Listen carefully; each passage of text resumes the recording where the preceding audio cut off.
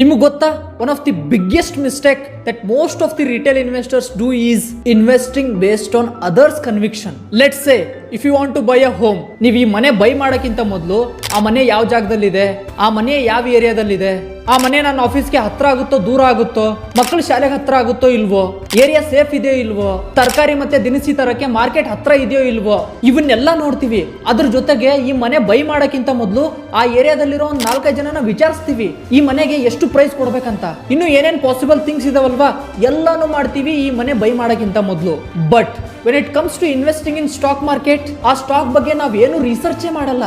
ಬೇರೆಯವರು ಈ ಸ್ಟಾಕ್ ಬಗ್ಗೆ ಏನ್ ಹೇಳ್ತಿದ್ದಾರೆ, ಅವರು ಈ ಸ್ಟಾಕ್ ಮೇಲ್ ಹೋಗುತ್ತೋ ಕೆಳಗೆ ಬರುತ್ತೋ ಅನ್ನೋ ಇನ್ಫಾರ್ಮೇಶನ್ ತಗೊಂಡು ನಾವು ಕಷ್ಟಪಟ್ಟು ದುಡಿದಿರೋ ಹಣವನ್ನ ಆ ಸ್ಟಾಕ್ ಅಲ್ಲಿ ಇನ್ವೆಸ್ಟ್ ಮಾಡ್ತೀವಿ. ಅಂದ್ರೆ ಇಲ್ಲಿ ನಾವು ಸರಿಯಾಗಿ ರಿಸರ್ಚ್ ಮಾಡಲ್ಲ ಸ್ಟಾಕ್ ಬಗ್ಗೆ, ಬೇರೆಯವ್ರು ಯಾರೋ ರಿಸರ್ಚ್ ಮಾಡಿರ್ತಾರೆ, ಅವ್ರ ಕನ್ವೆಕ್ಷನ್ ಮೇಲೆ ನಮ್ಮ ದುಡ್ಡನ್ನ ಇನ್ವೆಸ್ಟ್ ಮಾಡ್ತೀವಿ.